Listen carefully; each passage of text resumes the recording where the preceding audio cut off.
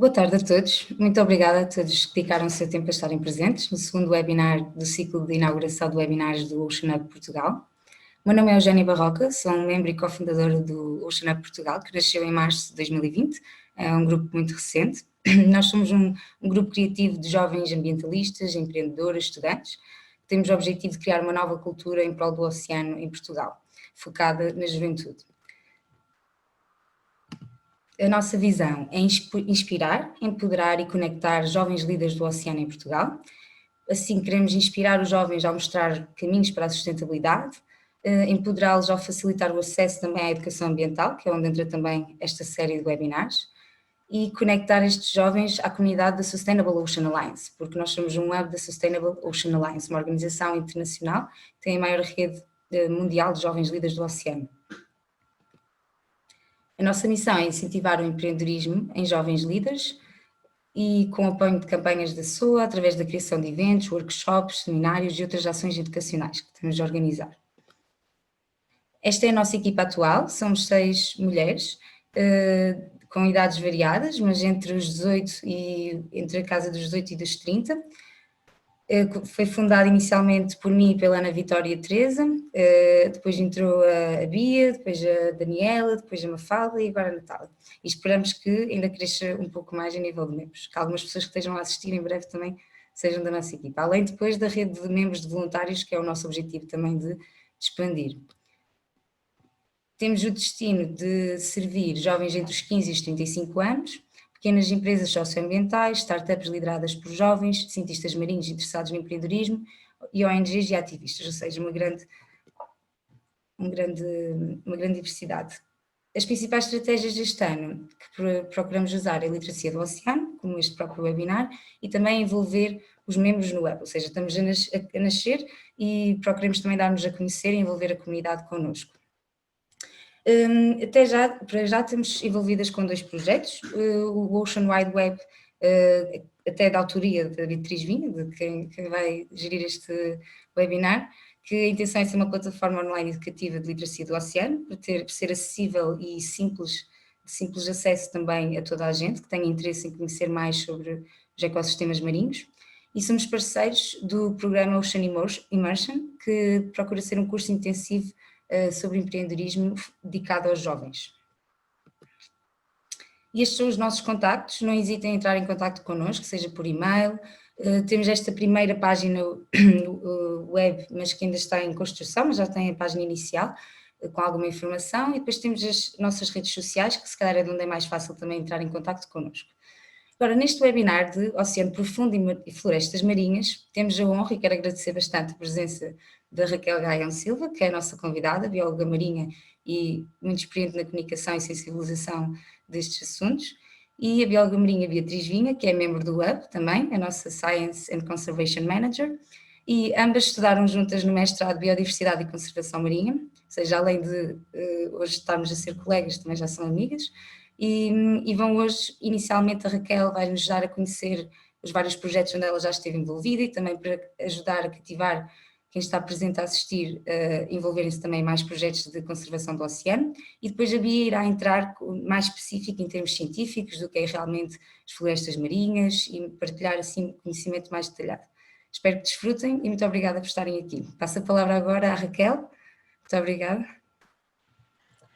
Olá a todos, obrigada Eugénia e obrigada Beatriz por me convidarem a estar hoje aqui convosco. É um prazer enorme poder estar convosco neste arranque da Ocean Hub.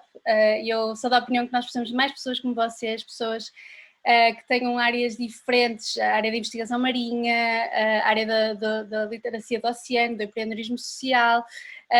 Só trabalhando juntos é que nós realmente vamos poder usar o oceano e conseguir preservá-lo ao mesmo tempo. Por isso, obrigada por vocês começarem este trabalho. Por isso, vou agora partilhar o meu ecrã. A ver se isto dá. Ok. Pronto. Antes de mais, a primeira coisa que vocês precisam de saber sobre mim é que eu sempre fui muito indecisa quanto à profissão ideal que eu queria ter. Aliás, ainda sou.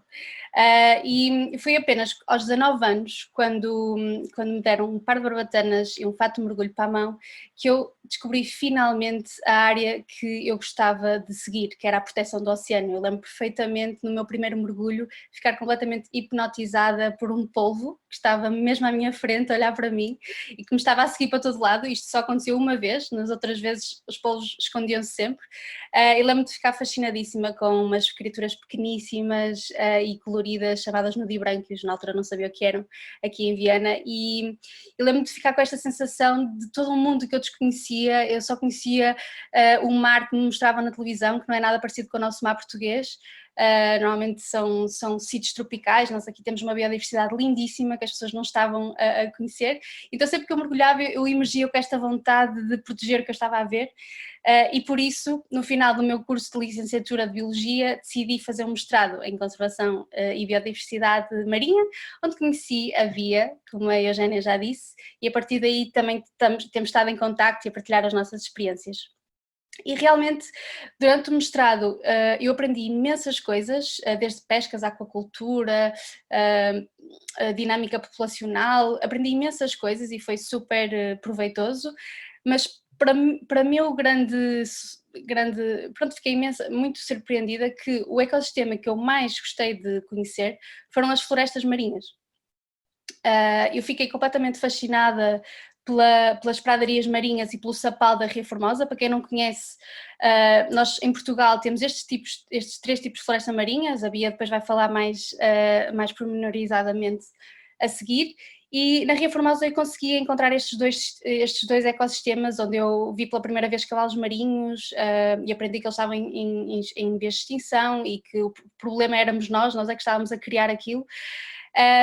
E quanto eu mais conhecia, mais eu queria aprender, mas também mais frustrada ficava pelo facto deste conhecimento que eu estava a adquirir não estar a ser passado cá para fora e não haver um grande esforço, pelo menos naquela altura, da comunidade científica em adequar a maneira de contar histórias, a maneira de contar informação a diferentes tipos de público. E por isso decidi fazer, no meu primeiro ano de mestrado, um estágio em comunicação, porque eu sempre gostei de artes, sempre gostei de música e lembro-me de fazer esta reflexão de que o meu mestrado era muito virado para a parte científica, mas pouco virado para a comunicação, mas decidi explorar e perceber se eu conseguia fazer um estágio em comunicação e consegui. E a verdade é que eu consegui usar algumas dos meus hobbies, aquilo que eu gosto de fazer, fotografia, aprendi a usar Photoshop e Illustrator, peguei no Google Maps, tirei um print screen desta zona e depois fui explorar aqui uns trilhos e perceber onde é que eu poderia ver alguma da biodiversidade que dependia da Ria Formosa e destas salinas, e foi realmente espetacular e adorei. Eu nunca tive um trabalho que eu gostasse tanto de fazer. Eu ficava até à 1 da manhã a trabalhar neste projeto e então fiz esta reflexão de que realmente a comunicação poderia ser muito importante na minha vida e fazia-me feliz, por isso era o caminho. E então no segundo ano eu tive de escolher uma tese, queria trabalhar em florestas marinhas, mas também queria trabalhar na comunicação. E por isso contactei a Esther Serrão, que é uma professora na Faculdade de Ciências da Universidade do Algarve, e que estava muito envolvida também na parte da comunicação das pradarias marinhas e das florestas marinhas, por isso fiz a minha tese sobre isso. O título da minha tese tinha a ver com como é que as florestas marinhas, a distribuição das florestas marinhas pode ser alterada com o aumento da temperatura, e usei a comunicação de várias formas na minha tese. Uma das formas foi tentar chegar a herbários e a museus que tinham dados valiosíssimos a apanhar pó, ou seja, museus que tinham algumas coisas expostas, mas depois tinham outras coisas em arquivo e que não tinham passado essa informação para o formato digital, para uma base de dados. Então eu fui falar com estas pessoas para lhes dar a entender a importância que aquelas espécies que eles tinham armazenado, aqueles dados, tinham para a minha tese e convencê-los a dar-me informação. E depois, por outro lado, também consultei imensas bases de dados online, como o GBIF, o OBIS e o McCoy, que me davam dados georreferenciados, ou seja, davam-me o local e a data em que uma alga foi vista, e também plataformas de ciência cidadã como o Marine Forest. Aqui foi um dos meus primeiros contactos com Ciência Cidadã. Para quem não conhece Ciência Cidadã, vocês têm de conhecer, porque qualquer um de nós pode envolver-se. Mesmo que vocês não sejam biólogos, vocês quando vão dar um passeio e encontrarem uma espécie que vocês gostam, ou até que não gostam, simplesmente vocês querem tirar uma fotografia à espécie, podem colocar em bases de dados. Neste caso é uma aplicação chamada Marine Forest, vocês podem ir a este site, colocar a vossa foto e mesmo que não saibam o nome da espécie, depois vai um biólogo lá identificar a espécie e verificar se está tudo ok. E ao fazerem isso estão a ajudar cientistas que se calhar não têm os recursos para cobrir toda a área da amostragem e assim estão a contribuir para descobertas científicas. Durante a minha tese eu consegui então obter dados destas algas marinhas da Península Ibérica do presente e do passado, mas depois eu queria perceber como é que no futuro a distribuição poderia ser alterada. E ao ter informação sobre a temperatura da água, eu consegui, e ao saber que as algas tinham uma tolerância específica de certas temperaturas, consegui pegar em dois tipos de dados, um que me dava um cenário otimista em que nós começámos a reduzir as emissões de gases de efeito de estufa a partir de agora, e outro cenário mais pessimista em que nós continuávamos a emitir os gases de efeito de estufa à velocidade que estamos a fazê-lo agora. E depois consegui perceber, aqui na Península Ibérica, consegui esticar a Península Ibérica até uma linha e consegui, através de um programa, fazer a distribuição para o presente, aqui a azul, a distribuição no cenário otimista, a rosa, e a distribuição no cenário pessimista, a vermelho. E algumas espécies, aqui, pronto, eu não vos quero amassar com as espécies todas que eu estudei, mas algumas espécies nem sequer aparecia a parte vermelha, significava que elas tinham desaparecido na Península Ibérica. O que é super interessante. Eu no final fiquei com um mapa elucidativo de quais as espécies que poderão desaparecer em certas zonas da Península Ibérica, que depois vai destabilizar todo o ecossistema e depois vai impactar o setor das pescas e vai trazer muitos impactos socioeconómicos.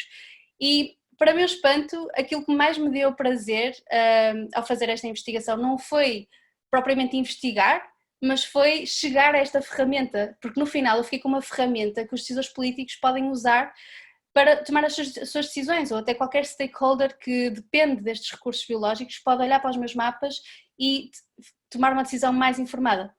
E quando eu estava a fazer esta tese, vi um concurso do GBIF, o GBIF é uma das plataformas que eu usei, e vi que este concurso encaixava que nem uma luva na minha tese, candidatei-me, why not? E pensei para mim, ok, é trabalho que eu vou adiantando, vou escrevendo um bocadinho sobre as coisas, na altura era para ir janeiro ou fevereiro, eu só tinha de entregar a tese em julho ou em junho, mas decidi candidatar-me, e assim foi, e depois nunca mais pensei no assunto, e quando eu me apercebo deste meu gosto de tentar ter ferramentas práticas para a tomada de decisão, decidi procurar empregos em que eu pudesse ter o meu papel nessa parte. E quando estava à procura desse emprego, conheci a Ocean Alive e no meu primeiro dia de trabalho soube que tinha ganho aquele prémio do GBIF e foi uma festa. E foi muito interessante porque a minha chefe disse-me logo, olha, se tu realmente gostas de fazer isto, tu na Blue Bee Alliance vais ser super importante porque tu vais, na verdade, informar os decisores políticos sobre os interesses não só ambientais e comuns a toda a gente tem o interesse de preservar o meio marinho, mas também do setor pesqueiro, do setor da aquacultura, e vais provar que é possível fazer as coisas de forma sustentável, é possível fazer as coisas de forma pensada e responsável. E é isso que eu faço, eu diariamente, no meu dia-a-dia na Blue Bee Alliance, eu vou conectando pessoas que possam resolver os problemas uns dos outros, ou seja, se alguém tem um problema, eu vou tentar perceber quem é que poderá solucionar este problema. Por exemplo, uma empresa não sabe o que fazer com um resíduo e eu vou buscar outra empresa ou outro stakeholder que está interessado em usar este resíduo para fazer um novo produto ou serviço, estimulando a economia circular e ajudando toda a gente a ser um win-win. E eu adoro este trabalho porque realmente dá imenso prazer. Ao mesmo tempo, na altura em que eu comecei a trabalhar, Já conhecia a Ocean Alive, eles fazem um trabalho espetacular. Para quem não conhece, a Ocean Alive é dirigida pela Raquel Gaspar e a Silvia Tavares é Project Manager e é hands-on e faz imensas coisas espetaculares na Ocean Alive. E elas o que é que fazem? O objetivo delas é preservar o estuário do Sado, as pradarias marinhas do estuário do Sado, e a Raquel Gaspar fundou a Ocean Alive porque ela também sentiu isto que eu estou a sentir. Ela sentiu que tinha um trabalho de investigação de conservação dos golfinhos que residentes do estuário do Sado, mas acabou-se por perceber que não adiantava nada investigar e tentar conservar os golfinhos se a comunidade local não estava sequer a fazer um esforço para que isso fosse possível. Os pescadores estavam a poluir o estuário do Sado, estavam a usar técnicas de pesca insustentáveis, e por isso disseram, não, chega, vamos criar uma associação que tenha este objetivo de educar a comunidade local para o problema que está a pôr em perigo as pradarias marinhas, que são a base de sustento dos golfinhos, e por isso, se não houverem pradarias marinhas, não há golfinhos e não há a biodiversidade incrível do estuário do Sado que existe. Por isso, elas fazem um trabalho espetacular e eu reconheci que elas seriam impecáveis, elas foram impecáveis comigo, e consegui trabalhar com elas em trabalhos de comunicação e também, ao mesmo tempo, fui ficando melhor também a trabalhar em comunicação, muito por causa que elas também me acolheram. E por isso, o ano passado, eu estava a falar com elas, porque nós tivemos a fazer juntas alguns trabalhos de educação sobre as pradarias marinhas, até que há a decisão de fazer um porto enorme no estuário do Sado, que envolve dragagens do estuário, e para quem não sabe, as dragagens basicamente sugam o substrato e muitas vezes, e quase certamente, danificam e matam as pradarias marinhas. Pradarias marinhas que tiveram anos a armazenar carbono, que a Bia também vai explicar mais para a frente, são um valiosíssimo sumidor de carbono e que estão a danificar imenso o ecossistema. E por isso eu fiquei também, outra vez, novamente frustrada de como é que é possível haver uma decisão política de avançar com um projeto destes quando já houve tanto esforço na conservação daquele ecossistema. Então eu quis saber mais sobre como é que eu podia informar os decisores políticos e como é que eu podia alterar a agenda política de alguma forma. Então conheci este projeto, o LEAP, que é promovido pela Fundação Carlos Gulbenkian, e candidatei-me por volta desta altura no ano passado. Escolhi um tema para investigar e depois no final nós no curso temos de fazer um policy brief, um policy study e apresentar aos decisores políticos, e tem sido maravilhoso, é todo um mundo que eu não conhecia e estou a aprender imenso e estou a conseguir agora ter esta noção de que já tenho uma noção melhor do sistema, de como é que as coisas funcionam e como é que eu posso focar a minha energia nas coisas que realmente importam. E as políticas públicas é realmente uma área que toda a gente se deve envolver, porque senão as pessoas vão estar a tomar decisões que nós não nos identificamos com ela, por isso qualquer pessoa se pode envolver. Depois, mais ou menos por volta dessa altura, também em 2019, ano passado, eu estava mais interessada nas políticas públicas, estava interessada em saber mais sobre o Acordo de Paris, sobre o trabalho das Nações Unidas, sobre o mercado do carbono, que eu também não conhecia muito bem na altura, e no meio das minhas pesquisas encontrei este concurso das Nações Unidas com o objetivo de dizer às pessoas que quem conhece trabalhos de ação local que preservem, que contribuam para o combate às alterações climáticas, para fazerem um vídeo e submeterem. E foi assim que eu fiz. Eu vi este concurso, pensei logo no Ocean Alive, no trabalho que eles estão a fazer com as pradarias marinhas, fiz um vídeo. Eu adoro vídeo, adoro fotografia, como já disse.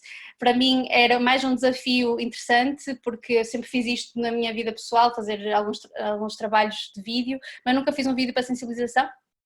Então quis fazer este vídeo e submeti, e a verdade é que passei para a fase seguinte, e a fase seguinte o que contavam eram as visualizações. A Ocean Alive foi impecável, fez um press release, apelar a toda a gente para ver o vídeo, começou a ser viral e toda a gente estava a partilhar e eu mesmo que não ganhasse, eu já fiquei contentíssima só pelo facto das pessoas estarem todas a partilhar e a conhecer a Ocean Alive e a conhecer a Praia da Areia Marinha. E depois tive a sorte de ganhar este concurso e o prémio era precisamente ir à COP25, que é uma conferência muito importante onde se tomam decisões quanto ao Acordo de Paris, e lá fui eu. E só para vos dizer que às vezes o trabalho, houve alturas que eu pensei, não sei se tenho tempo para fazer este vídeo, não sei se vou fazer. A verdade é que tudo compensou quando eu vi o meu maior ídolo, que é a Sylvia Earle, lá no COP25, pude ir ter com ela, falar com ela e deu-me mais uma dose de energia para continuar a fazer o que eu faço e foi realmente muito gratificante. Quando voltei do COP25, como houve uma grande divulgação do meu trabalho com a Ocean Alive, houve um grupo de pessoas que me contactou para eu fazer parte deste grupo de pessoas que queria liderar a década do clima e queria realmente contribuir para a descarbonização da sociedade.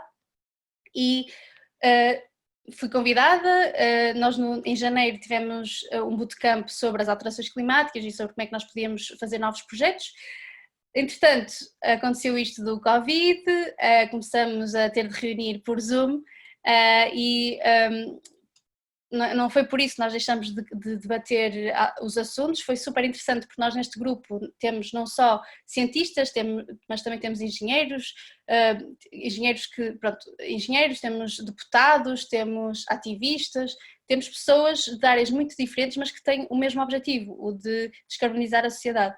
E este tipo de grupos qualquer um de nós pode fazer, a verdade é essa, é que isto partiu de um grupo de pessoas que quis fazer isto e que já ganhou alguma visibilidade e qualquer pessoa que esteja a ouvir aqui o webinar pode fazer e aprendo imenso, aprendemos a ver as coisas de uma perspectiva diferente. E quando nós estávamos nas nossas reuniões Zoom, começámos a falar muito do facto das pessoas estarem mais focadas e muito bem em resolver a crise pandémica, mas se calhar seria uma ótima oportunidade para informar as pessoas que esta crise pandémica também vem da forma que nós tratamos a natureza e que as alterações climáticas não vão ajudar nada a estas crises que vão acontecer cada vez mais frequentemente. Por isso decidimos fazer uma carta aberta em nome dos jovens, pusemos online e já contamos com 4.000 jovens, por isso se vocês têm menos de 35 anos, podem ir a este site e ver a carta e podem assiná-la, se tiverem mais de 35 anos também a podem apoiar e já estão a fazer alguma coisa hoje para que as coisas avancem. Eu não vou estar a amassar com as medidas que nós propomos, se vocês quiserem ver a carta estão à vontade. Por isso, não vou alongar mais, só dizer que a Ocean Hub para mim é algo que é estritamente necessário. Muitas das coisas que eu fui aprendendo ao longo do meu percurso, fui aprendendo muito espaçadamente e tive a sorte de conhecer pessoas que me acabaram por falar de políticas públicas, empreendedorismo, economia circular, mas a verdade é que durante o meu percurso académico ninguém me falou disso.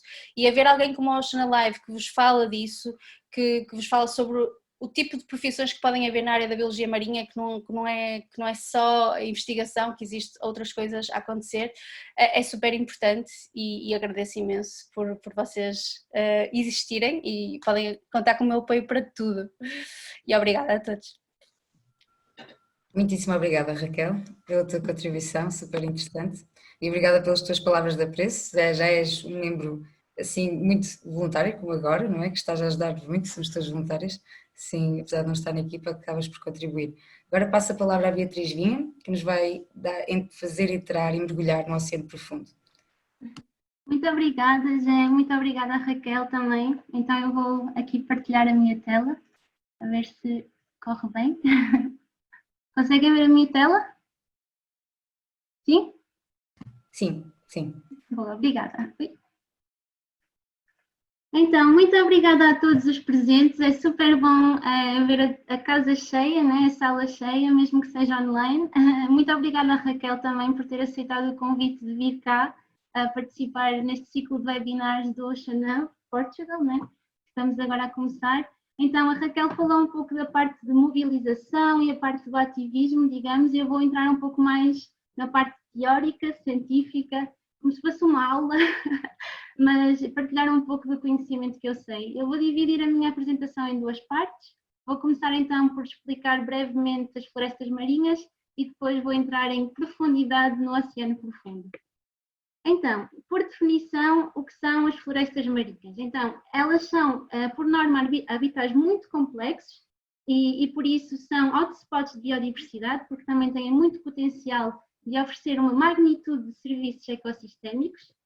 E utilizando aqui a plataforma Marine Forest, que a Raquel falou há pouco, de uma plataforma de ciência cidadã, podemos ver que em Portugal as florestas marinhas elas estão presentes ao longo de toda a nossa costa continental, mas também nos Açores e nas Madeiras, nas ilhas. Então, as florestas marinhas podem ser de três tipos: as florestas de macroalga, como a Raquel já mostrou, e as pradarias marinhas também, como a Raquel também já falou, e também podem ser florestas marinhas de animais, que é bastante interessante. Então, eu a partir de agora vou entrar em detalhe em cada uma deste tipo de florestas e vou detalhando um pouquinho mais. Começando então pelas florestas de macroalgas. Então, estas florestas podem ser dos três tipos de algas que existem, tanto algas verdes, algas vermelhas e algas castanhas, macroalgas castanhas. Eu aqui vou dar como exemplo as florestas de kelp, que para quem mora no norte de Portugal são algas bastante conhecidas, porque nas nossas praias essas algas que se estendem ao longo da costa é kelp. E então estas florestas de kelp são muito especiais porque elas têm uma taxa de crescimento bastante rápida, em que alguns indivíduos até podem atingir 30 metros de comprimento, e também produzem muita biomassa. Cada indivíduo produz muita biomassa. Elas normalmente encontram-se em zonas temperadas, como aqui em Portugal, e zonas polares. E elas, na coluna d'água, o limite de profundidade é entre 30 a 40 metros de profundidade. Por serem organismos fotossintéticos, também estão limitados à zona da coluna d'água onde há luz solar, digamos.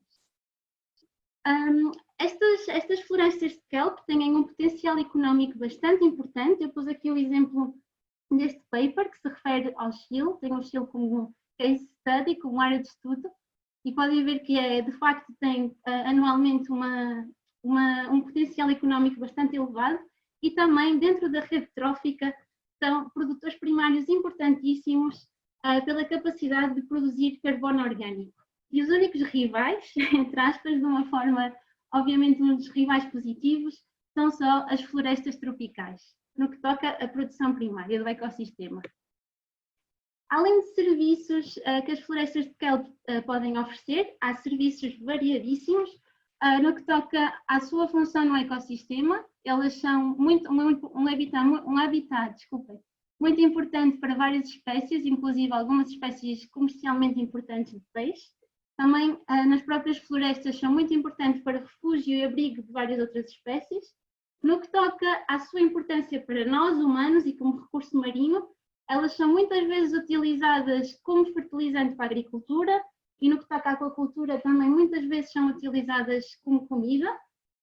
E no que toca a alimento para nós humanos, também podem ser utilizadas. Há quem as considera super comida, entre aspas, e tradicionalmente em alguns países asiáticos têm vindo a ser utilizadas como um alimento importantíssimo. No que toca ao seu potencial farmacêutico também é bastante elevado, e até há tanto suplementos alimentares como alguns medicamentos que as utilizam. Um minuto. Desculpem. Apesar de serem bastante versáteis no que toca a serviços ecossistémicos, infelizmente há alguns impactos da nossa atividade humana que as ameaça, que é o caso das alterações climáticas, principalmente relacionado com o aumento da temperatura do oceano, da água do mar, e também em sinergia com a sobrepesca fica um impacto ainda maior e uma ameaça bastante grande para a abundância e para a distribuição destas florestas tão especiais e importantes. De seguida, temos então as pradarias e as ervas marinhas, como já falou a Raquel muito bem. E as ervas marinhas são então plantas normais, mas estas plantas são bastante especiais porque elas evoluíram de tal forma a adaptarem-se ao ambiente marinho. E tal como plantas que são, elas também têm raiz, folha, fruta e flor. como uma planta normal. Existem aproximadamente 72 espécies de ervas marinhas, no entanto, 10 espécies deste total de espécies que existem de ervas marinhas estão em risco elevado de extinção e estão ameaçadas, ou seja, são as pradarias de ervas marinhas, tal como a Raquel já referiu anteriormente, são bastante vulneráveis. No entanto, elas são muito importantes no ecossistema, têm uma função ecológica importantíssima, quer a nível de abrigo para várias espécies, inclusive estas espécies mais carismáticas, como a tartaruga verde, o cavalo marinho e até o dodongo, acho que é assim que se diz em português, ou o peixe-boi, também acho que se pode dizer. No que toca à proteção contra a erosão costeira, também são muito importantes, porque elas fixam e estabilizam o sedimento, também são importantes produtores primários, produzem oxigênio também e também melhoram a qualidade da água. Como a Raquel já referiu, a nível de carbono azul também são bastante importantes e de todo o carbono que é absorvido pelo oceano, no que toca à regulação climática, elas absorvem 10% de todo este carbono.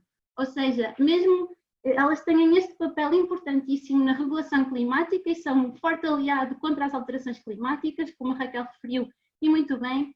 E os únicos e quando traduzimos estes números e os comparamos com as florestas terrestres, este valor representa 35 vezes superior ao carbono absorvido pelas florestas terrestres, ou seja, incrível, é incrível mesmo.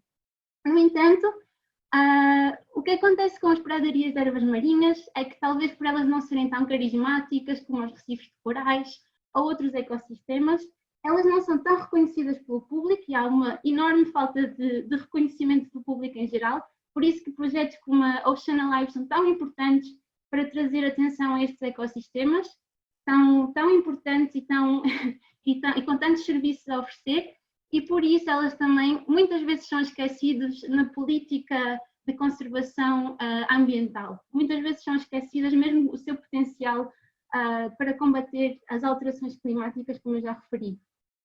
Ainda assim, há vários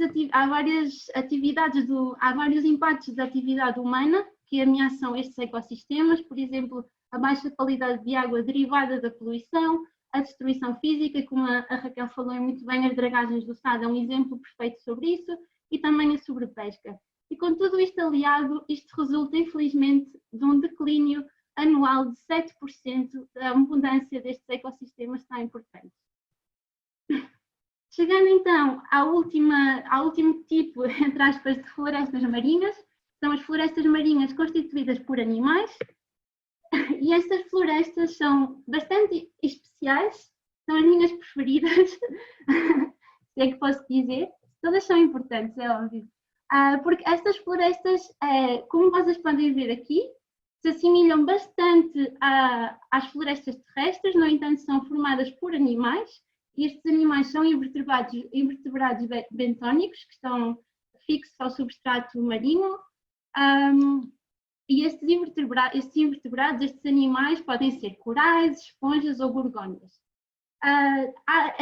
Estas florestas marinhas animais, elas aparecem no oceano inteiro, em todas as latitudes, desde tropicais até latitudes polares, e também elas aparecem em várias áreas, em várias profundidades na coluna d'água, desde a superfície até ao oceano profundo. E então, com isto, eu passo então à segunda parte da minha apresentação, é precisamente o oceano profundo. Vou só tomar aqui um pouquinho de água.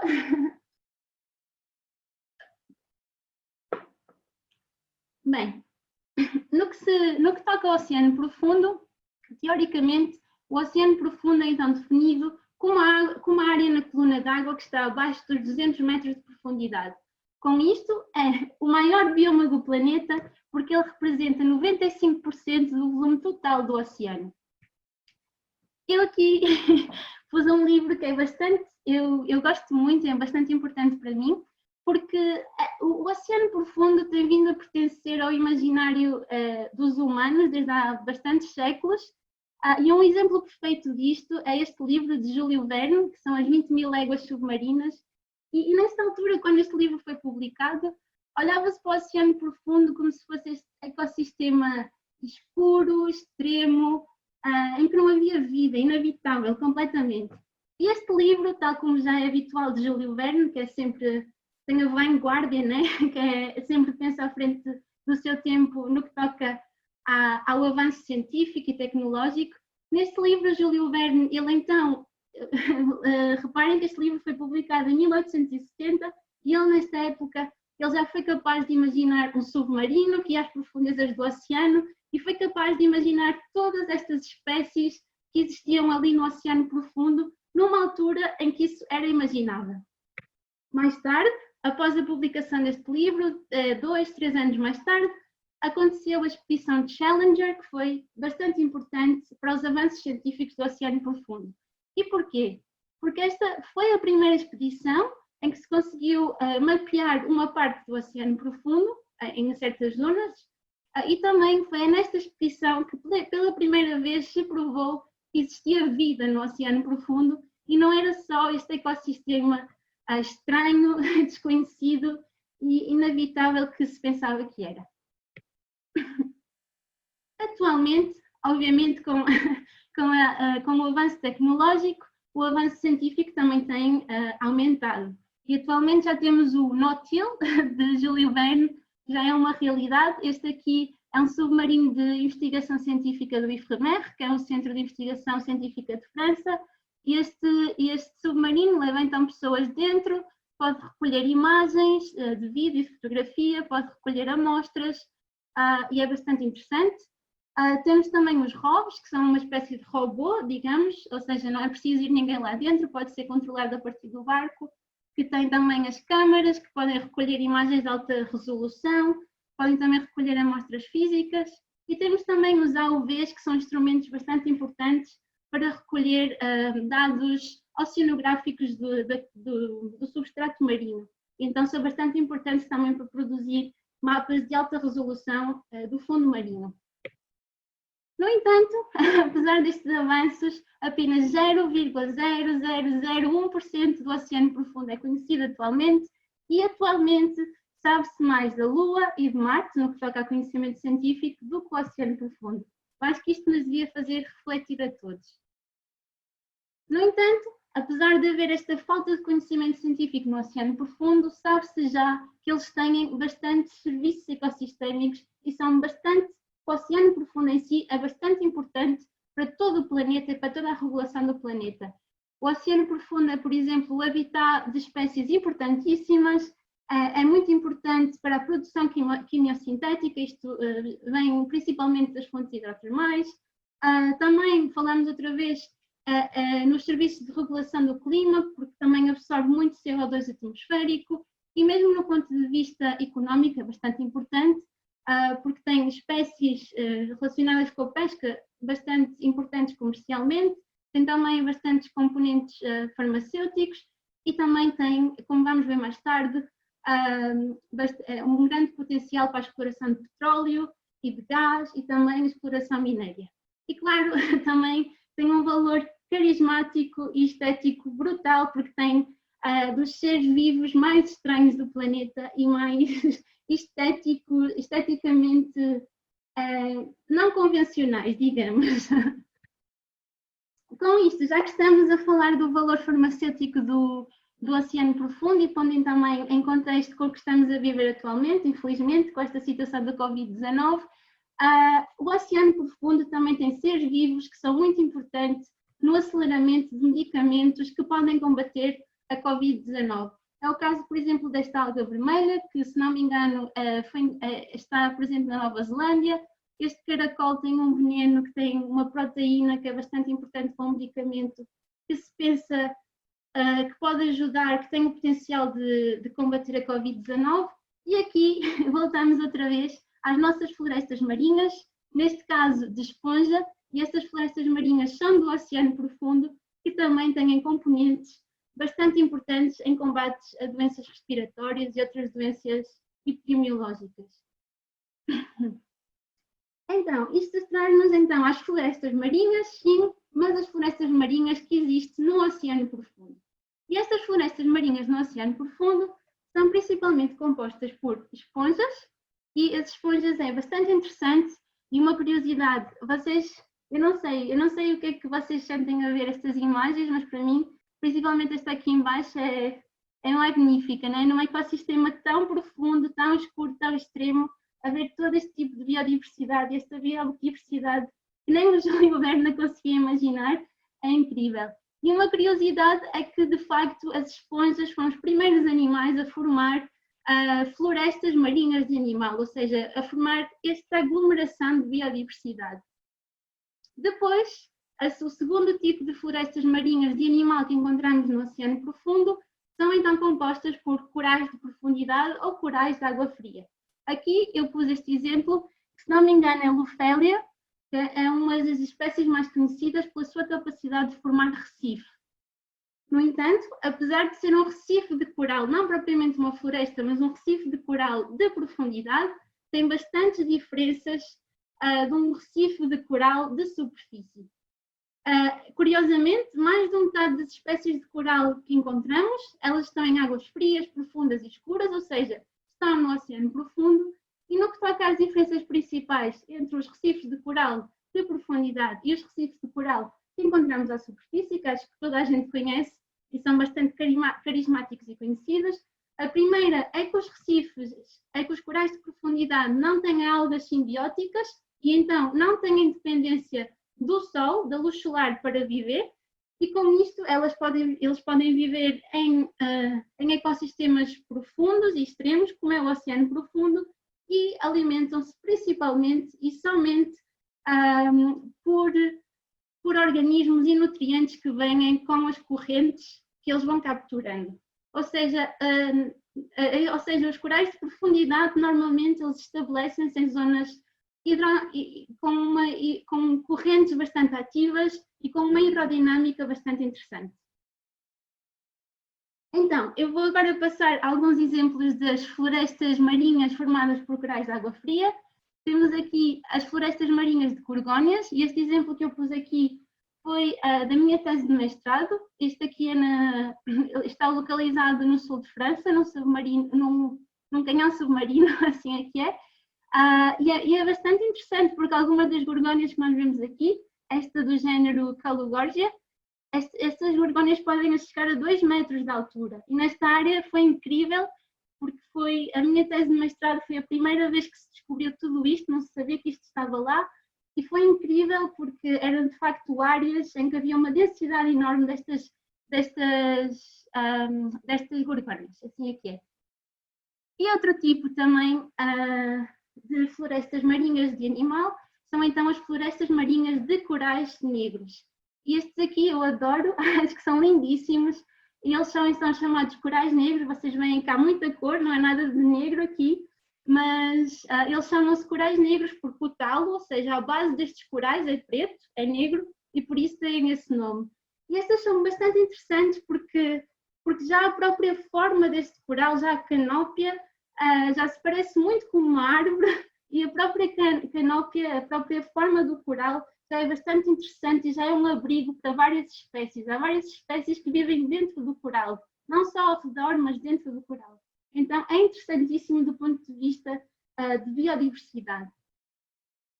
Assim, falando outra vez de todas as florestas marinhas do oceano profundo que eu falei até agora, como tanto as de esponja como as de corais de água fria, tanto gorgónias ou corais negros, são bem o nome em inglês. Então elas são bastante importantes porque são engenheiras do ecossistema, ou seja, aquela estrutura complexa em 3 dimensões que têm, já a forma do próprio coral é bastante interessante porque permite uma diversidade de habitats, tanto dentro do coral, como vimos com o caso dos corais negros, como também ao redor de todo o habitat. Lá está,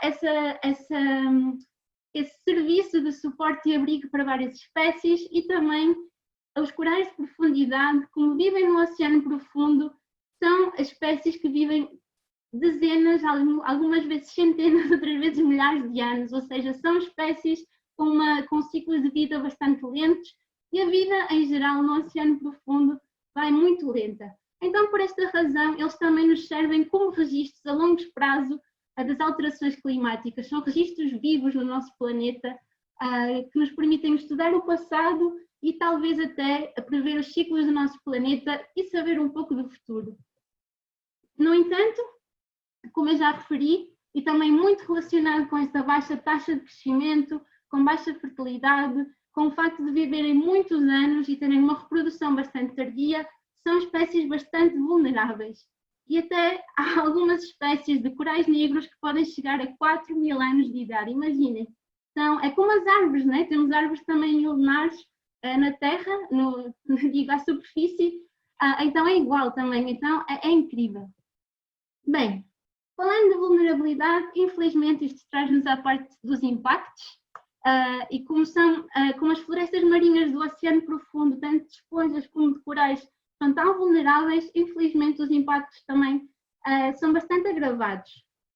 O principal impacto nas florestas marinhas profundas são artes de pesca destrutiva, principalmente a pesca de arrasto, e para quem não sabe o que é basicamente uma rede que tem uma corrente que vai e limpa tanto a coluna d'água como o fundo oceânico e limpa tudo o que ali há. Então, há uma grande probabilidade de haver pesca acessória e é caso para dizer que nem tudo que vem à rede é peixe, né? Este é o exemplo perfeito.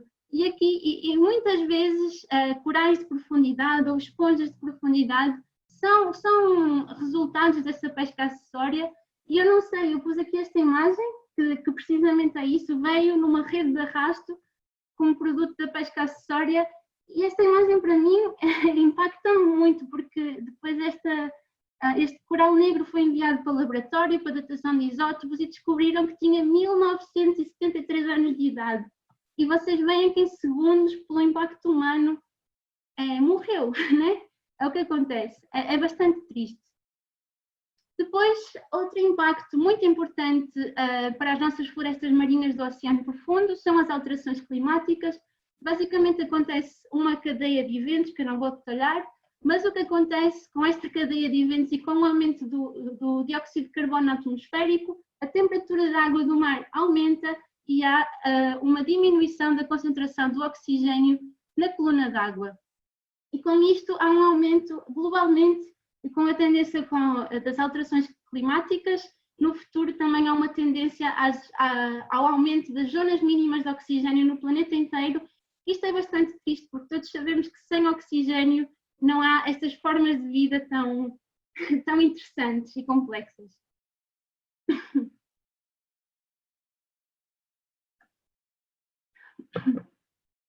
Outra consequência das alterações climáticas nas florestas marinhas profundas tem a ver com a redução do pH da água e com o aumento da acidificação dos oceanos. E aqui há uma diferença bastante interessante dos corais de profundidade. Não sei se vocês se lembram, mas anteriormente eu falei que os corais de profundidade, eles têm as algas simbióticas, as zooxantelas, e o que acontece com a acidificação dos oceanos, os corais de superfície perdem essas algas e acaba por acontecer o branqueamento dos corais, que eu acho que todos já ouviram falar. No entanto, no oceano profundo, como as espécies de corais do oceano profundo não têm essas algas simbióticas, o que acontece com a acidificação dos oceanos é que, como o seu corpo é feito de calcário, acontece que há altos custos metabólicos para a calcificação dos seus corpos e então os corpos acabam por ser bastante frágeis e acabam também por morrer os corais de profundidade, infelizmente. Outro tipo de impacto no oceano profundo para as nossas florestas marinhas é então a poluição, o plástico, como toda a gente já ouviu falar, mas também um impacto a nível de poluição que se vê muitas vezes é aparelhos de pesca esquecidos, muitas vezes de long lines, eu não sei como é que se diz em português, desculpem, e outro tipo também de poluição que há, isto também é retirado da minha tese de mestrado, é relacionado com os despejos industriais para a água. E neste caso aqui, especificamente, era de uma fábrica que fazia a produção e refinamento de alumínio e depois mandava os despejos dessa indústria para o mar. Isto era uma área incrível, cheia de biodiversidade e infelizmente vocês veem aqui o sedimento está vermelho, isto é alumínio, e infelizmente o que acontece é que Estas partículas de alumínio, este excesso de sedimento, sufoca os corais, bloqueia as suas vias, digamos, respiratórias, entre aspas, e os seus mecanismos de alimentação, eles acabam por morrer sufocados. E nesta zona específica nós concluímos que o impacto desta fábrica era de 56% de toda a área total dos corais, ou seja, um impacto enorme. Outro impacto também é a exploração de gás e petróleo. E no que toca à exploração de gás e petróleo, não só o impacto e a ameaça que há para as florestas marinhas profundas, não é só no que diz respeito ao alto risco de vazamento, né, de haver um derrame de petróleo e a fazer o mesmo, também sufocar, digamos, os animais aí presentes, mas também as infraestruturas que são construídas para toda a exploração também têm grandes impactos. Eu aqui pus o exemplo, não sei se está alguém do Brasil a assistir, mas eu pus aqui o exemplo da Foz do Amazonas. Recentemente, eu não sei exatamente o ano, mas eu acho que foi 2015, 2016, de forma inesperada, porque todo o conhecimento científico no Oceano Profundo é bastante inesperado algumas vezes, foi descoberto um recife na Foz do Amazonas. Este recife tinha uma biodiversidade incrível de esponjas, algumas espécies de corais, e o que acontece é que esta área já estava ameaçada para fazer exploração de petróleo e para começar com a exploração de petróleo nesta zona. Felizmente houve muita mobilização do público e lá está a importância de mexer-se e lutar pelo que nós queremos, como a Raquel bem falou, e eu penso que conseguiram travar a exploração. Atualmente eu não sei como é que está, se alguém aí do Brasil que sabe um pouco mais desta situação, também no final podemos discutir. Finalmente, o último impacto que vou falar aqui hoje é a mineração em oceano profundo, e talvez esta está um pouco mais na pauta do dia, do oceano profundo, talvez algumas pessoas já ouviram falar. E então, o que é que acontece com a mineração do oceano profundo? Com o nosso desenvolvimento tecnológico, nós também necessitamos de mais recursos minérios para fazer telemóveis, para fazer os nossos computadores, para fazer a tecnologia que nós precisamos. Infelizmente, os recursos terrestres minérios, de minerais, estão a diminuir e então há necessidade de já começar a explorar o mar e os nódulos de magnésio e de outros minerais que existem no oceano profundo. Eu pus aqui esta imagem para vocês terem uma ideia do impacto da mineração no ecossistema terrestre, e é bastante grande. Agora, imaginem este impacto no oceano profundo, como eu já referi, onde as espécies são espécies muitas vezes milenares, onde a vida se passa bastante devagar, onde tudo é bastante tranquilo. E aliás, até foi feito um estudo no Chile, se não me engano, fizeram ali uma pequena área, uma mineração, e passado 30 anos foram àquela área ver se a biodiversidade tinha recuperado e não tinha recuperado, ou seja, o facto da mineração no oceano profundo vai deixar uma marca enorme no nosso planeta. E eu até pus este artigo aqui, fala precisamente disso, que é impossível não ter perda de biodiversidade e fazer a mineração em oceano profundo, desculpem. É um objetivo impossível. E é bastante interessante. Atualmente, queria só falar disto, há já alguns contratos e algumas áreas que têm pretensão de começar com a exploração da mineração em oceano profundo. No entanto, os contratos ainda estão meio atrasados e estava planeado começar com a mineração em oceano profundo este ano. Inclusive até aqui em Portugal, até algumas áreas nos Açores, que também são áreas ricas em florestas marinhas, tanto de esponjas como de corais negros, por exemplo. Há alguns planos para fazer essa exploração nos Açores. No entanto, eu não sei, com a situação atual, essa exploração ia começar este ano, no entanto, com a situação da Covid, talvez se vá atrasar um pouco.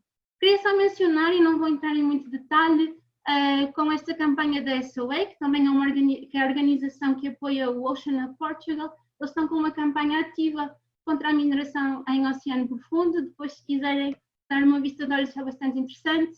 E nós também, por parte do Ocean of Portugal, queremos ter um papel ativo nesta luta e em breve também terão notícias nossas neste sentido. Eu estou quase a acabar a minha apresentação. Eu só queria deixar aqui algumas mensagens e do estado atual da conservação do oceano profundo a nível de políticas de conservação. E atualmente, desta área que vocês veem aqui, do oceano global, apenas 5,3% está protegido, com áreas marinhas protegidas. Isto falando de todos os ecossistemas marinhos. Sendo que apenas 2,5% desta área tem uma alta proteção, ou seja, uma proteção mais rigorosa. No que toca ao alto mar, e há uma zona onde estão incluídos o oceano profundo, os ecossistemas profundos, apenas 1,2% está protegido, ou seja, uma área bastante pequena. Há também atualmente bastantes entidades, e como as Nações Unidas, por exemplo, ou mesmo a FAO, que é a Organização de Comida, de Agricultura e Comida, acho que assim, traduzida a português, das Nações Unidas, que também têm bastantes documentos de legislação, principalmente focado na pesca no oceano profundo, principalmente pesca de arrasto. Eu ia entrar em detalhes, mas também não vos quero amassar com isso, e no final, se quiserem, podemos ter uma discussão sobre isso. Atualmente também as Nações Unidas lançaram a lista dos Objetivos de Desenvolvimento Sustentável, e o número 14 é o que visa a fazer um desenvolvimento sustentável dos recursos marinhos e do oceano e de toda a vida no mar. Bem, eu estou quase a acabar e depois de falar do bom e do mau das florestas marinhas e do oceano profundo, eu queria só deixar aqui uma mensagem de esperança, uma mensagem de que a luta serve para alguma coisa. E eu pus aqui este artigo que foi, eu não sei, foi o artigo científico que eu li ultimamente que mais me inspirou e que mais me fez, isso, que mais me deu uma visão positiva de tudo o que está a passar atualmente nos nossos oceanos. Este artigo foi publicado por Carlos Duarte e coautores no início deste ano e chama-se Reconstruir a Vida Marinha.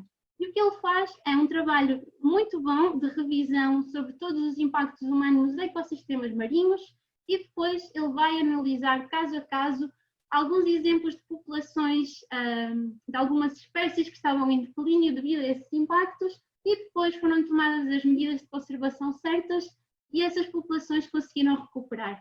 É o exemplo, por exemplo, da baleia jubarte ou também da tartaruga verde, que vocês podem ver aqui neste gráfico, e depois com detalhes, se quiserem ler, é um ótimo artigo para ler. E também o que ele fez foi a compilar, digamos, o tempo de recuperação para cada ecossistema marinho. E o que ele concluiu, no que toca aos corais de profundidade e às esponjas de profundidade, desculpem, integrantes fundamentais das nossas florestas marinhas do oceano profundo, é que, devido às características biológicas que já falamos aqui, o tempo de recuperação demora estimadamente entre 40 a 60 ou mais anos, ou seja, muito tempo para esses ecossistemas recuperarem. No entanto, a mensagem positiva, e é isto que eu quero acabar a minha apresentação, com isto que eu quero acabar a minha apresentação, aliás, é que a grande conclusão deste paper é que a recuperação da vida marinha, dos ecossistemas marinhos, é possível, tendo como meta 2050, e isto é possível apenas se, e este se é bastante importante, se as grandes pressões atuais nos nossos ecossistemas marinhos forem mitigadas. Isto inclui, por exemplo, as alterações climáticas, isto também inclui fazer um grande investimento nestes ecossistemas no nível de conservação e proteção e regeneração destes ecossistemas. E ele até diz, e citando o artigo, que há uma obrigação ética e também é um objetivo económico inteligente para atingir um futuro sustentável. Ou seja, é muito, muito importante apostar na reconstrução e reconstruir estes ecossistemas marinhos. E tal como a Raquel disse muito bem, a atuação pública, o nosso papel como indivíduos na sociedade é muito, muito importante, e então eu quero só concluir com esta frase que é super linda, super bonita, que é: não posso fazer tudo o bem que o planeta precisa, é certo, no entanto, o planeta precisa de todo o bem que eu posso fazer. É isso. Muito obrigada. E se tiverem algumas perguntas, podem pôr na caixa de comentários. Muito obrigada, Bia, incrível, adorei a apresentação, mesmo tendo estado Biologia Marinha, é sempre incrível e com tudo. Eu vou partilhar as perguntas que foram colocadas aqui no chat. Por favor, se alguém vir que eu não coloquei a sua, peço, no final eu vou dar a palavra, e que já apareceu aqui outra. A primeira foi da Ana Catarina Furtado, é dirigida à Raquel Gaião, que ela questionou quão difícil é fazer a comunicação ambiental com as comunidades e com os políticos. Ok, assim, para já eu tenho pouca experiência, ou seja, eu vou falar daquilo que eu também, da experiência que eu tenho até agora e também do que é que eu ouvi dos meus colegas. Assim, eu acho que a comunicação com comunidades locais é preciso tempo, é preciso ter também alguma sensibilidade para começar a comunicar com comunidades locais. Por exemplo, a Raquel da Ocean Alive, ela é daquela zona, ela já no seu trabalho como investigadora já tinha algum contacto com os pescadores, e então ele foi pouco a pouco conhecendo os pescadores, e os pescadores não foram gostando dela, porque muitas vezes os biólogos há pescadores que pensam que os biólogos são os inimigos, que não querem que eles pesquem, mas a verdade, os biólogos querem fazer o necessário para que as pessoas percebam e que os pescadores percebam que pescar de forma sustentável estão a proteger o seu sustento e faz com que tenham o seu sustento para mais anos. E por isso, respondendo à pergunta, no que toca à comunicação local, não é fácil, mas é possível, ou seja, eu acho que aqui o essencial é fazer as coisas pensadas, com cuidado, não indo não indo com aquela atitude que nós sabemos mais que alguém, não. O pescador sabe até muito mais do que biólogos, no que toca às espécies, no que toca às populações pesqueiras locais, eles sabem muito e nós até temos muito a aprender com eles, mas temos de ser cautelosos nas abordagens. No que toca aos decisores políticos, eu falei que no final da minha apresentação nós fizemos uma carta aberta, por exemplo, nós tivemos 4.000 assinaturas e passado 4 dias de nós termos postado a carta online, o Ministro do Ambiente e da Transição Energética contactou-nos e disse que queria fazer uma reunião connosco, e assim foi, nós fomos ter com ele, 4 representantes de Lidera, a falar com o Ministro do Ambiente. E ele falou connosco, gostou muito do facto de nós termos proposto, sermos nós a liderar a mudança e não só pedir que o ministro mude, porque é muito fácil pedir, mas a mudança tem também de começar por nós, e ele gostou dessa parte, elogiou o nosso trabalho e disse que nos ia enviar algumas ações que ele já tem na sua agenda que nós podemos envolver-nos. No entanto, já fizemos follow-up. Já tentamos enviar muitos e-mails para ver se ele nos envia as coisas e ainda não enviou, e já passou quase um mês. Por isso, eu acho que o meu conselho é, não vamos não fazer as coisas por achar que é difícil, vamos fazer as coisas, vamos sempre dar o nosso melhor e chegar às pessoas, e tirar sempre o maior proveito das situações, ou seja, neste caso nós conseguimos ter a atenção do Ministro, já é alguma coisa, ou seja, se ele de facto nos enviar alguma coisa, mesmo que seja tarde, nós depois podemos pegar naquilo e trabalhar e andar com aquilo para a frente. Obviamente que não nos podemos desmotivar se ele não nos enviar coisas, se calhar vamos ao Ministro do Mar, por exemplo, a Ocean Alive tem falado com o Ministro do Mar e ele foi há pouco tempo ver as pradarias marinhas, mergulhar, para mostrar que também eles próprios que se preocupam com as pradarias marinhas. A Ocean Alive está agora também a fazer uma petição para incluir as pradarias marinhas e os sapais no roteiro para a neutralidade carbónica. O roteiro para a neutralidade de carbono, para quem não sabe, é um instrumento desenvolvido pelo governo para descarbonizar a sociedade até 2050, fez uma espécie de roadmap, aquilo que é preciso fazer até chegar lá, mas não incluiu as florestas marinhas, incluiu florestas terrestres, mas as florestas marinhas não estão incluídas aqui. Para nós é importante que as florestas marinhas estejam no roadmap, porque é mais um argumento que nós temos para as proteger e é um aliado. As florestas marinhas também são nossos aliados, a diferença é que nós vemos os incêndios a acontecer, o fumo, o cheiro, mas nós não vemos as florestas marinhas a serem destruídas com a sobrepesca e com a pesca intensiva e pesca insustentável e as dragagens. Por isso, para acabar, acho que não é tarefa fácil, mas não é por isso que nós não vamos tentar. E todos os esforços são necessários e até motivar-nos uns aos outros. É por isso que é bom termos uma equipa com motivação para também conseguirmos motivar-nos uns aos outros. É isso que nós tentamos fazer, pelo menos. Muito obrigada, Raquel. A seguinte questão da Ana Catarina Furtado, que aplica-se perfeitamente a este webinar, e fizeste muito bem em colocá-la. Quem quiser começar a ser ativo numa organização, mas ainda não acabou a licenciatura, como é que poderá fazer? Eu, antes de passar a palavra a uma de vocês as duas, que queiram, eu própria também vou contribuir, só dando o meu exemplo pessoal. Eu, desde os 15 anos, comecei também a ter voluntariado ativo com várias organizações, e, por exemplo, aqui em Portugal, além de todas as que já falamos aqui, como o próprio Ocean of Portugal, como a Sustainable Ocean Alliance, a mesma Ocean Alive, que também aceita voluntários, também há a Ciência Viva, que também tem várias atividades, muitas vezes com participação ativa dos cidadãos em recolha de informação e tudo mais, para se fazerem decisões depois de projetos internacionais.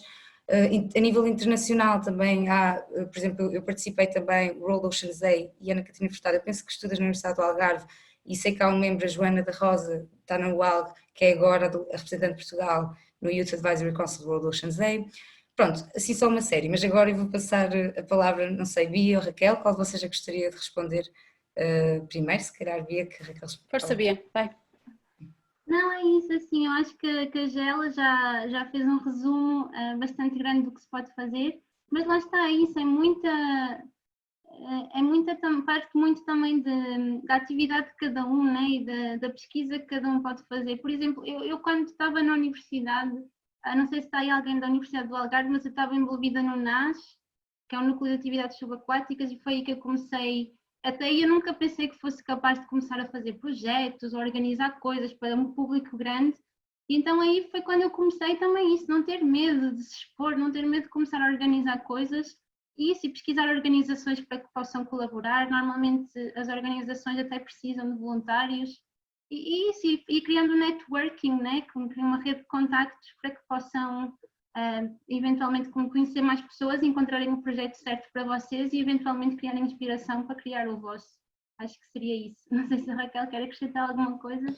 Sim, tocaste no ponto que eu ia falar, é o networking, porque eu acho que, em primeiro lugar, as pessoas têm de conhecer aquilo que eles gostam, ou seja, fazer uma reflexão daquilo que eu gostava, onde é que eu gostava de contribuir para a sociedade, e depois pesquisar as organizações e, mesmo que não seja a organização certa, já estás a conhecer alguém que depois te pode indicar, espera lá, se tu gostas disto, é melhor, se calhar, vai contactar esta pessoa, e sem dares por ela, tu vais criar aqui uma rede de contactos super interessante, que depois mais tarde pode ser super útil. Depois eu acho é que também tem de haver, às vezes até, pronto, isto também é outro assunto, se calhar, mas às vezes o que acontece é as pessoas gostam de fazer voluntariado e fazem as coisas com muita paixão e tudo mais, mas depois há de haver um momento em que tu própria podes criar a tua, ou seja, não precisas sempre estar tu a fazer alguma coisa dos outros, tu podes criar tu podes ser empreendedor, podes criar o teu projeto e com as ferramentas que tu aprendeste pelo caminho fazer o teu projeto, seja ele non-profit ou não. Por isso, sem dúvida, eu acho que o que nos distingue é o caminho que nós fazemos e é as pessoas que nós conhecemos. Muito obrigada, Bia e Raquel. Eu aproveito para acrescentar ao que a Raquel disse, da parte de criarmos a própria organização, que a própria Sustainable Ocean Alliance incentiva que os jovens do oceano criem soluções para as maiores ameaças que o oceano enfrenta, seja a nível empreendedor, que estão agora as candidaturas abertas até 13 de julho, o último prazo para o Ocean Solutions Accelerator. Tem um training para desenvolverem também essa ideia, mas isso é mais no modo empresarial, mas no modo mais, por exemplo, como o Ocean of Portugal, incentivamos a criação de hubs e, por exemplo, o Ocean of Portugal nasceu também o Ocean Devotion Madeira, que é o hub da Ilha da Madeira, mas estamos abertos também a Sustainable Ocean Alliance, eu sou a representante da Liga Portuguesa dessa organização, por isso é só entrar em contato com o hub e comigo, para também se quiserem criar, por exemplo, o hub da UAL, da Universidade do Algarve, ou a nível local e regional. Quantos mais formos, melhor. Podemos unir-nos todos no Portugal, mas se houver vários grupos a ter mais ações em diferentes regiões, eu acho que é o ideal. Pronto, só queria acrescentar isso. Passando à próxima questão, da Ana Vitória, cofundadora do Hub. quais os instrumentos que existem é direcionada à via. Quais os instrumentos que existem para proteger o oceano profundo em zonas de alto mar? A UNCLOS é suficiente ou existem outros instrumentos internacionais? E outra pergunta, existem muitas ilegalidades no fundo do mar? Acrescentando uma frase, porque imagino que a maioria das coisas que acontece não é ainda realmente rastreada por alguém, por ninguém. Sim, obrigada Ana pela pergunta. Eu vou responder à última pergunta primeiro, sim, sem dúvida, tanto a pesca ilegal, como muita coisa que nos passa pela cabeça, até também é isso que acho que foi a Raquel que mencionou com o exemplo das ervas marinhas, né, que é um ecossistema que não se vê, quando se vê um incêndio vê-se fumo, mas nas ervas marinhas isso não acontece, imaginem então no oceano profundo, que é um ecossistema tão desconhecido, inclusive despejo de lixo, resíduos tóxicos, o que seja. Eu acho que acontece muita coisa que nem nos passa pela cabeça. Quanto à outra pergunta, eu tinha preparado na minha apresentação inicial, eu tinha preparado uma explicação sobre isso, sobre alguns instrumentos legais que eu sei. Eu não sei se posso partilhar ecrã, não sei se vai estender muito, e assim eu explicava melhor sobre o que essa parte da regulação do oceano profundo. Posso, já? Sim. Pronto, eu vou então compartilhar a tela. Então, basicamente o que a Ana perguntou da UNCLOS, né, e tanto a UNCLOS como a Assembleia Geral das Nações Unidas são, digamos, encontros e, como é que eu ia dizer, organizações, entre aspas, que regulam outras organizações que depois aí sim fazem a gestão e os instrumentos legais para proteger o oceano profundo. Eu nesta apresentação aqui foquei-me um pouco mais nos ecossistemas das florestas marinhas e dos corais de profundidade. E, por exemplo, um exemplo é a FAO, que criou as áreas, as organizações, Regional Fisheries Management Organizations, eu vou dizer em inglês, e esta organização por si só fez uma lista de ecossistemas marinhos considerados vulneráveis, e muitas destas características são as características que eu falei anteriormente nos corais de profundidade. E algumas espécies que são como as espécies que criam recifes, como Madrepora oculata, Olufélia pertusa, os corais negros também estão nestas listas, e as esponjas também. Depois temos a UNEP, que é a Agência de Proteção Ambiental das Nações Unidas, que organizou, assim é que é, a Convenção pela Diversidade Biológica, e daqui saíram então uma lista das áreas que têm uma importância ecológica e biológica. Então, no mapa há várias áreas que são consideradas EMB, já não sei como é que se dizem, EMBSAs, assim que se diz em inglês.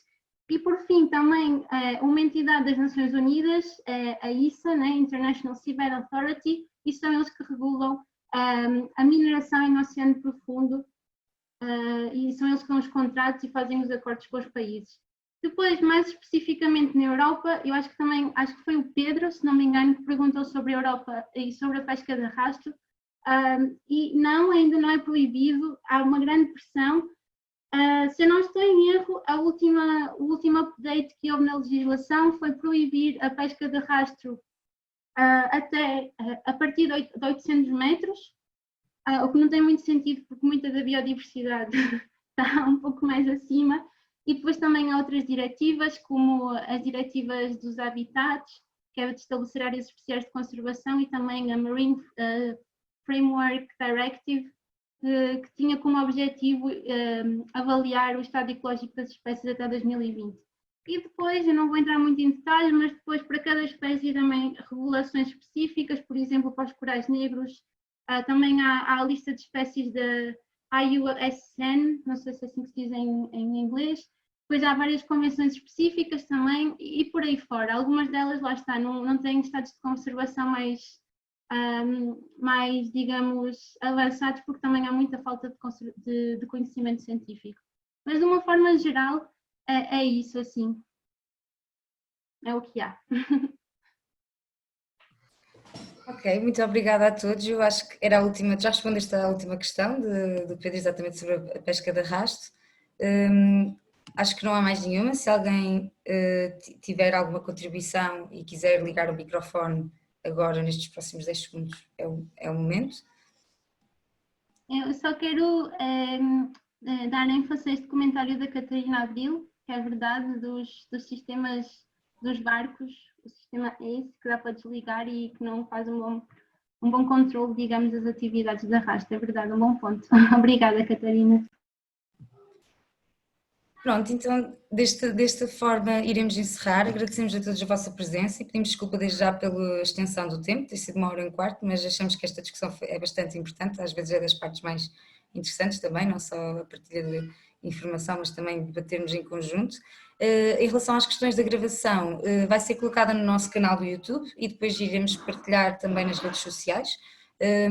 Irá demorar algum tempo, não vou já prometer que seja amanhã, mas depois poderão assistir também à gravação em si. E obrigada por estarem presentes, muito obrigada Raquel pela tua contribuição, muito obrigada Bia pelo webinar e vemo-nos no próximo webinar que será dia 6 de julho e aí serei eu a fazer uma apresentação e será as sinergias entre a arte e o oceano. E até à próxima, muito obrigada a todos.